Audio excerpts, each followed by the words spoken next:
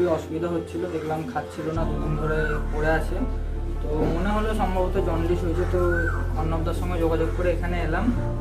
এখানে আসার পরে ট্রিটমেন্ট চললো, আপাতত মেডিসিন দিয়েছে, সবই দিয়েছে। তো এবার বাদ বাকি যেগুলো যা কিনতে হবে বাইরে থেকে, এখন 2 দিন স্যালাইন দিতে হবে, এখন কন্টিনিউ করতে হবে। তো সেগুলো নিয়ে আবার সন্ধ্যার দিকে আসবো।